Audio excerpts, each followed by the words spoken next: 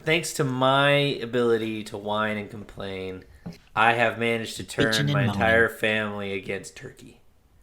Why? And so, and look, it was a slow, gradual thing. I said offhand one year, turkey's great, but man, it kind of stinks that this is all we ever get to eat on Thanksgiving. Wouldn't it be great to one year mix it up and do something different? And that was all I said. And everybody was like, meh. The next year I said something to the effect of, I'm just saying, guys, one year wouldn't it be great to do like Thanksgiving lasagna or something, mix it up. No. Have I'd be some the one fun saying with no. it. No, David, it would not. And then everybody was kind of like, lasagna does sound good right now. But they were mostly like, no, Thanksgiving is turkey and shitty cranberries and, And then my brother got on this barbecuing kick. He has this big green egg that he grills with and stuff. And then through no more further pushing of my own, really, the idea was floated. What if this year instead of turkey we did like steaks and stuff? And all of a sudden I wasn't even to blame. It was the natural order. So we tried it last year. We had steaks, and then this year again, Steaksgiving returned to the podcast. Let me tell you, so this is a little side tangent off of the Steaksgiving. I'm colorblind. And so when I was younger and I would ask for a steak, so they bring it out and they'd always ask you to cut into it, right? Oh, yeah. Make sure it and looks so good.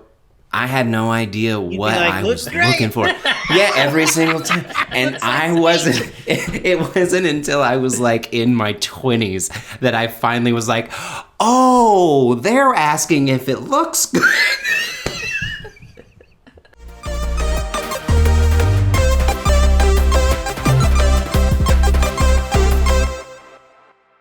Hey everybody, welcome to So Many Sequels, your book club for movies. I'm Josh.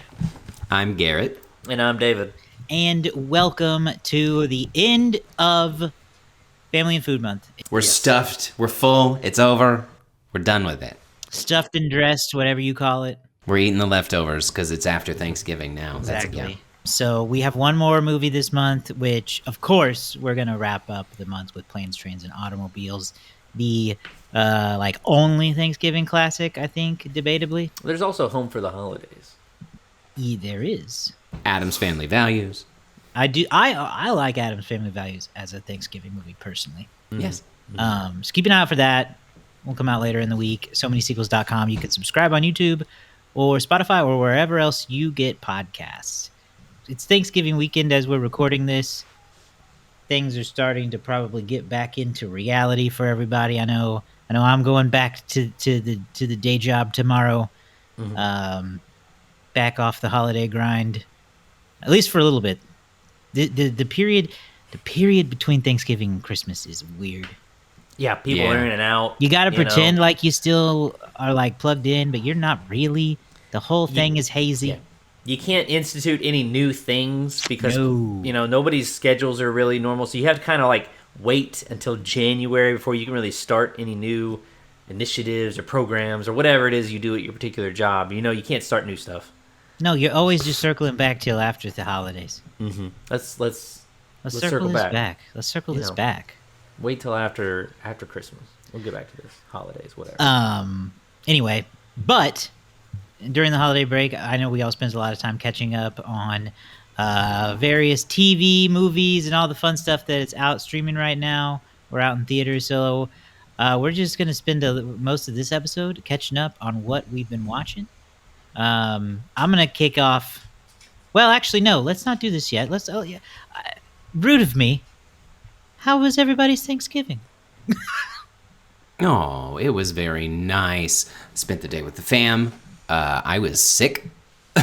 Well, that wasn't nice. On the after day, the Black Friday. But otherwise, it was a great day. Ate lots of yummy food and slept after I ate the food. It was a great Thanksgiving. That's really all I can ask for. Yeah, and it was kind of a weird week for us. Nothing dramatic. But son went to the hospital emergency room, whatever you want to say, earlier in the week. He had a bit of a weird, I don't know, it was kind of like a flu scare, but like we didn't have the flu, and they got him some medicine, and he seems to be fine, right as rain now. Sore throat? Very strange. Yeah, no sore throat. That was the what really puzzled them, was like he was super fatigued. Anyway, I don't want to get into all the rush of it, but he's okay. Everything's good to go. He got to go to his first movie during this week. He made it through his first theater experience. We'll talk about that later in a minute. But also great Thanksgiving, and at my place, after years of saying, just pitching the idea of a non-traditional Thanksgiving meal, finally the last couple of years we've went out and tried some different stuff over the last couple of years. But yeah, I mean, and then I have spent my whole month really just loading up on 2025 movies that I either missed or that are new. So overall, great Thanksgiving weekend for me. Yeah, similar vibes here. Good holiday, good food. I spent a lot of time catching up on stuff. Just kind of like checking back in with with myself. That's a good thing about holiday breaks, is you forget, you get lost in the hustle bustle, and you're like, oh my god, I forgot what being a human being is like. Slow down, because you move too fast. That's what a break is for. You're doing fine, as Billy Joel would say. Yeah.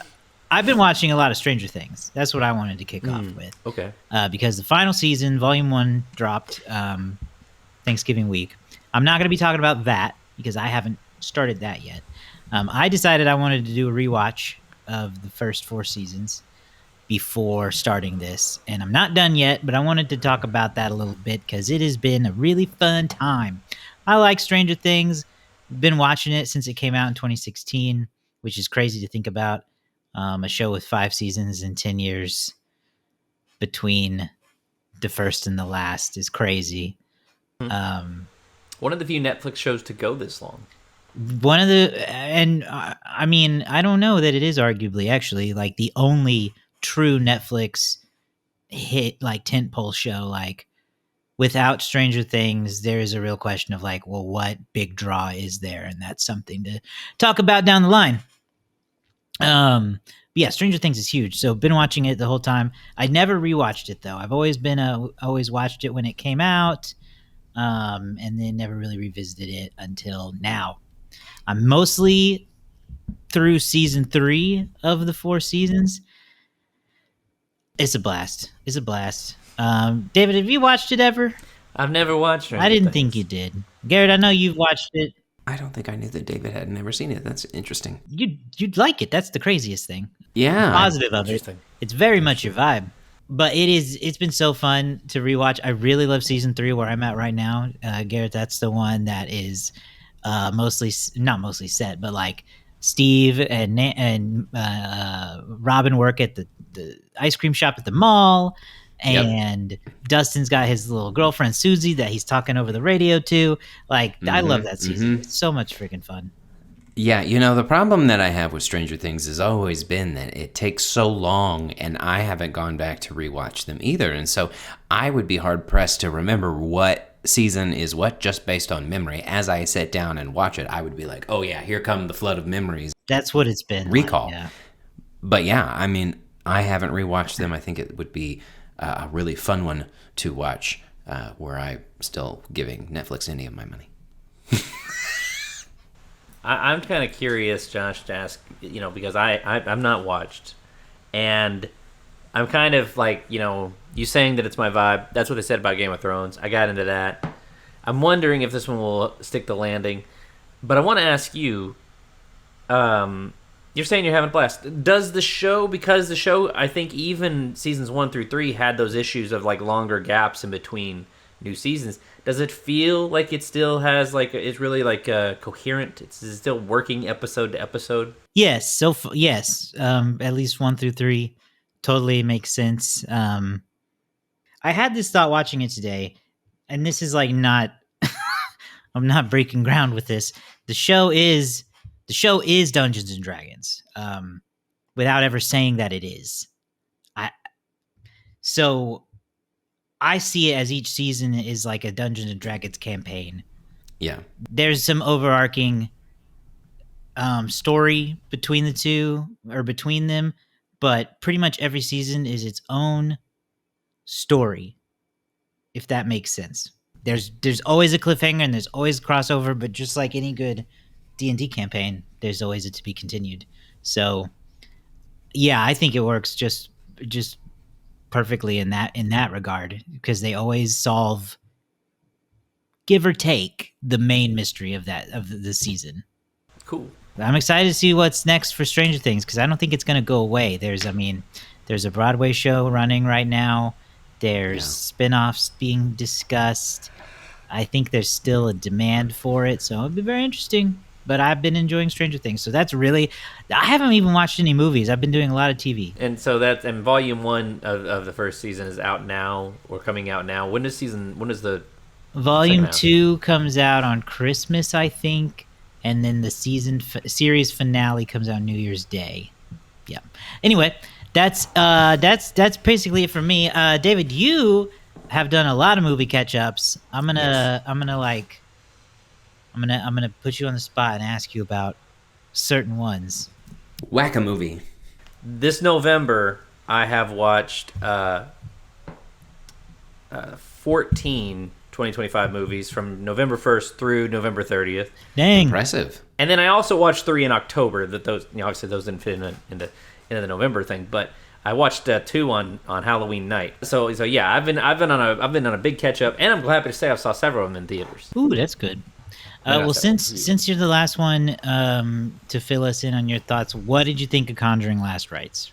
Okay, Conjuring Last Rites, I thought was solid. It was fine. Like, it wasn't. I mean, I don't think they'll ever top the first Conjuring movie. That to me is a fantastic movie. I kind of described when I was watching it with Nikki. I kind of said this is kind of like microdosing horror, because like it'll be like some super intense, scary stuff, and then all of a sudden we're in a bridal shop. We're like doing something really nice, and we're at like a family barbecue. And I was like, okay, this is nice. I like when everybody's together and they have a family and everything's good. And then there would be like 4 minutes of just excruciatingly terrifying stuff. Farmer Joker was scaring the crap out of me, but it was decent. If it were to be the last one, hey, you know what? Fine. The Warrens themselves may not have been the most reliable people on earth, but the cinematic version of the Warrens, I think, is like horror's ultimate power couple. Just true. I don't think I've ever had a pair of characters in a series of horror movies that I actually cared more about than the Warren couple. So overall, I enjoyed it. Better than the third one, I thought. Zootopia 2, that's the big one out. Zootopia 2, went and took my son, and my wife was for that. We took his son. We told him the rules of movie going. This is his third attempt to try to go to the movies and make it through. He put his phone down? Put your phone down. No loud talking. And that's the thing is, like, the kids these days, they really want to like be playing games on the phone while the movie's running. So do the adults. Most of the time. It starts as kids. Rules 1 through 3 were no loud talking, stay in your seat, and you have to stay the whole time. Those are the 3 rules. He was a little shaky on rules 1 and 2. He was very much wanting to provide commentary. And he had a hard time just staying in his seat. Now, he did stay generally in the 3 seats that we had, but he was struggling to sit in just his. Overall, movie, though, I think really solid. I think actually better in some ways than the first. The first one has some kind of messy meta messaging. And this one, it's a little bit, I think the metaphor holds up a little better, if you will. Characters are still fun. A lot of laughs. This one has a lot more like fun cameos from different people, and just, I mean, overall, like if you saw the first one, it's kind of a mystery. It's kind of a conspiracy story type thing, and there's more of that here. But yeah, and then obviously the animation's gorgeous. So really big, and then obviously it's hitting huge with a lot of people. But overall, I really enjoyed it. Cool, good. Okay, next on your list, what do I want to hear about? Ooh, you know what? Because I'm considering watching it, tell me about The Materialists. All right, The Materialists. I call this the feel-bad movie of the year. It was really depressing to watch, because I don't know if you know, are you aware of the premise of the movie? I'm aware of the premise. Yeah, so I saw the trailer a bunch. She's a matchmaker, and she's trying to put people together. And just a good portion of the movie is just how people quantify people they're looking for in terms of love interests. And it was just very depressing in that regard. And it's very much there's a difference in men and women, but Dakota Johnson's character to me was very grating.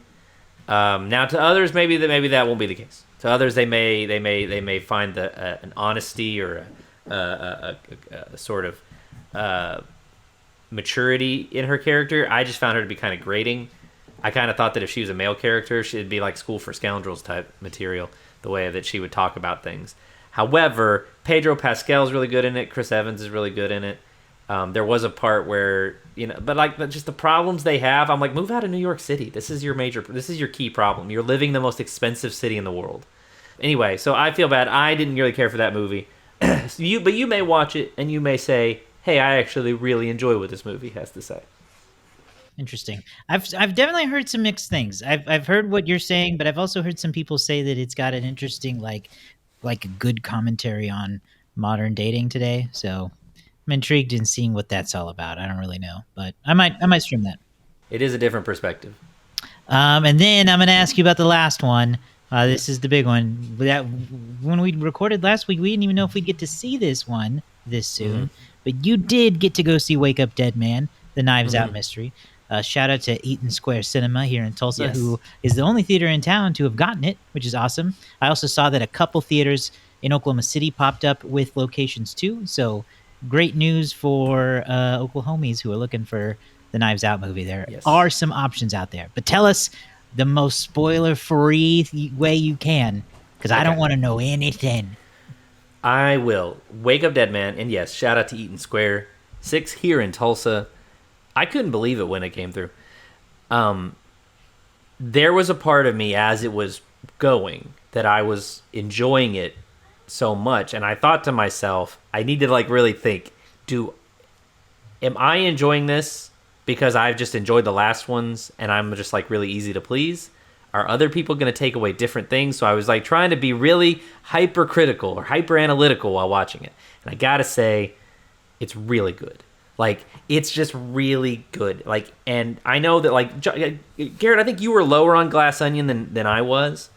Yeah. I think there's a chance you will like this one more than Glass Onion. If you like the first Knives Out and you like Glass Onion, you're going to love this. I think that's just the way it comes down. I don't know if I'm ever going to dislike one of these movies. What I think I really, really love about it is we've had two, and now we have this one. None of them are built in the same way. They are all the way that the story unfolds, the way that you're introduced to the characters, the way that Blanc is eventually brought into the story. It is different every time. And so it does not feel like the traditional serialized thing where you're just getting a rehash of the same idea over and over again. It's not just like A happens and then of course B happens and of course C happens. It's like a different type of story. And this one is all very concerned with a small church community, Catholic church community for that matter. And our lead character, played by Josh O'Connor, he is brought in, so he's kind of an outsider to this group. Blah, blah, blah, blah.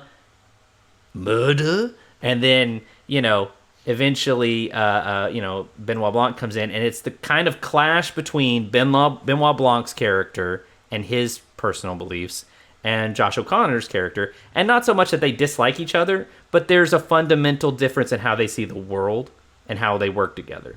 So, for me, it's really great. It might be, a lot of people use this term. There's a lot of faith-based movies, and most of them are presented from a position of superiority from the faith organization that's doing it. This might be one of the best faith-based movies ever because it realistically portrays the complaints and the issues that some people might have with the church or with religion. And I think does a decent job of portraying somebody who's of that faith, who is a true believer, and their perspective. I think that does a decent job of handling both pretty well. Fantastic. Well, I'm excited. I'm gonna. I just don't know when yet, but I do plan to make it to the theater to go see this movie. Again, if you're in Tulsa or in the vicinity, it is at Eaton Square. There's also some locations in Oklahoma City if you're over in that part of the woods. Yeah. Switching Was it gears- sold out in the theater? Oh yeah, good question. How was the crowd? I don't know how many the theater sat, but I would say it was about a quarter full. Like, it wasn't sold out. Eaton Square is a secret theater that It is only kinda select secret. few know. It's kind of like, do I really want to go to Eaton Square? But listen, they have tables where you can put your feet up. Yeah, I mean, they do. They have the tables in the middle of the aisle, or in the middle of your... that was surprising. It's very strange, but I love to put my feet up on it. I hope they clean them. It wasn't super too. full. There was maybe 30 of us there, 25 to 30 of us there. And I will say, though, that as I was walking in, and there was other movies playing, but everybody who walked in, that was what they were seeing. I mean, there was just like, it was like that was the crowd that was there for that. All right, well, that's Wake Up Dead Man. Looking forward to that. Switching gears over to what Garrett's been up to. No Thanksgiving weekend is complete without a football report. So hit us up with our edition of Sports Corner. It's the only thing you wanted to talk about from your list, I see. It's really the only thing that's worth talking about, honestly. None of the other ones are worth it. Ford v Ferrari's good. Ford v Ferrari, great. 5 stars. Watched it again. I was sick. Fell asleep. Knew what happened. It was great. So, yes, football season is in full effect. We've got college football wrapping up, and we're about to head into the college football playoff. And this is when hardcore fans start ravenously tearing apart other fans because they think that their team is better and deserves to go into the playoff more than the other team. And of course, And it everyone's is- right. And I'm just here to eat my popcorn and say, Oklahoma, OU, 10-2, beating everybody, surprising everybody. Everybody was like, "Oh, you can't handle in the SEC. You can't see me." Oh, they can't get it. Oh no. Oh, they're just gonna get. They can't do it. Oh, look at this, beating Alabama. What's up? Beating Tennessee. What's up? We're Yeah. coming. We're going to the playoff before Texas. Yeah. I just, it's a happy day for me over here. I don't even care if they make it to the playoffs, to be honest with you, because I'm not that invested. I just like to rub my shine out there whenever I get the opportunity, because the last 2 years they sucked. Yeah. I mean, it's a real turnaround. Yes, the defense is crazy. The offense is asleep, but you know what? They win, and somehow it's cool. Hey, a win's a win. David, how are you doing after this season? I know Arkansas did not. It's been a slow bleeding out. It's just been a long, and I watched Terrible way every to game. go. It is. Yeah, it's not. I watched every one of these deadgum games. We lost every one of them. Maybe that's the And- problem. Maybe it's you. Might be me. Do you watch the game, or do you listen to it on the radio? I watched the game with my eyes, and I watched the whole time, even when they've already lost. I'm still watching. But it's just been a terrible year. It's been a rough decade. So Yeah. I don't know. They got a new head coach now. I heard that they hired a new one. Yeah, so that'll be interesting. I mean, we can't do any worse. I mean, we can technically. We can do 2 losses worse. What But was the 3 and 2 and 10? 2 and 10. And the only teams we beat were I don't know. No one goes here State and then Arkansas State. That's the teams we beat. You should schedule Oklahoma State because they went 1-11. I think We is did that what they- once. No comment. We lost to Oklahoma State last year, and then Oklahoma State proceeded to take that momentum and go nowhere. Yeah. Well, Ugh. it could be a battle of the worsts. Yeah, There's I no mean- more Bedlam, so I feel like Arkansas and OSU. Hey, that's how I felt watching Chiefs Cowboys on the other day. That was Battle of the worst. I'd love to talk about that, but I don't watch the pro football. But I do know that the Kansas City Chiefs, much to the bandwagon fans, are not out there helping their team win football games this year, which is, they I know they keep saying they gotta, shake it off, win the next game, but you can't. You're running out of games, Chiefs. Yeah, running low on games and low on time. Yeah. As far as college football goes, it's just a different world now. It's just I a know, I'm different, excited. with NIL and transfer portal. It's just Yeah. a different world. And I'm not trying to Can't. be old man complaining, but it's just different. I get it. It's a different world, man. It's a different Yeah. world. All right. That's I think that's it. I think that's gonna do it for our recaps of everything. David, hit us with a look at how our our holiday weekend box office has been, at least our estimate. It's not technically done yet. Yeah, we still have a few hours left in Sunday, so these numbers could fluctuate slightly, but, here's what we know so far. Massive opening for Zootopia 2. Just massive. 96.8 million is their 3-day. 156 million for its 5-day Thanksgiving Day weekend, which is second best to only Moana 2 last year. That was terrible. But Zootopia 2 actually pretty solid. That's crazy. And then taking in the worldwide, so this movie made $400 million worldwide this weekend. A staggering number. One of, I think the biggest animated opening of all time for $556 million worldwide. And I think the fourth highest movie ever. Zootopia 2? Zootopia 2. People were clamoring for it. What if I told you that I have not seen Zootopia? You never saw the first Zootopia? I mean, didn't. I think I might be, based on this number, I might be the only person in the world that has never seen Zootopia. I saw it, but I will say that I just thought it was fine. I'm surprised that it's a phenomenon. No, I mean, that's the thing, as I think, and this is what Disney's learning, is any of their properties could be huge, could be next level huge if they just dedicated the time to doing another one. And Zootopia has a lot of possibilities, just because it's a world of anthropomorphic animals. You can do anything. You really can. And they could keep doing these Judy Hopps and Nick Wilde movies, and if they want, they could transition to a whole different sector of Zootopia with different characters. I mean, the opportunities are endless. The other major movie that was already a huge hit and broke records last week is at number 2. Wicked for Good brought in 62.8 in its 3-day, 93 million in its 5-day. I don't have the worldwide numbers on that one for this particular weekend, but I'll have it. We'll all know soon enough. Now You See Me, Now You Don't brought in 7 million for its 3-day, 10 million for 5-day. Predator Badlands still at number 4 with 4.8 million and then 6.2. And then The Running Man brought in 3.7 or 5.5 for its Thanksgiving Day 5-day weekend. So overall, a huge weekend for movies at the box office. Movies coming out next weekend, the first weekend of December. We've got Five Nights at Freddy's 2. We also have they're going to do Kill Bill: The Whole Bloody Affair, and then also a wide release of Merrily We Roll Along, which is a Stephen Sondheim play. Yes, I'm Daniel interested Radcliffe. in that because it's the Jonathan Groff, Daniel Radcliffe version. Is that based on the Mary who had the little lamb? Unfortunately not. Oh, that'd be great. I gotta tell you, this on a similar note, I was devastated when I found out Hello Dolly had nothing to do with Dolly Parton. Did you find that out recently? Very recently. Too recently, really. Well, that's exciting. A lot of stuff out in the theaters right now. Go out and watch a movie. Support a local theater if you can. Yeah, I'll say this too. The Netflix isn't releasing the box office numbers for Wake Up Dead Man, but according to the Hollywood Reporter, some Hollywood insiders believe it brought in roughly 2.3 million over this 5-day weekend, just from a few hundred theaters. Why say that though when you can say it also brought in 4 billion minutes watched? 70% of that was people asleep after turkey eating. Possible. All right. Well, that's going to do it for us on this episode of the show. Stick around for our last episode of Food and Family Month, Planes, Transit, Automobiles, coming out on our YouTube channel soon.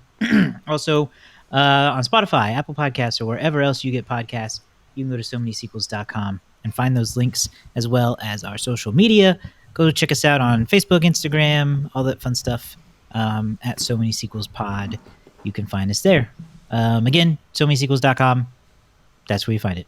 We'll see you guys next time. Bye.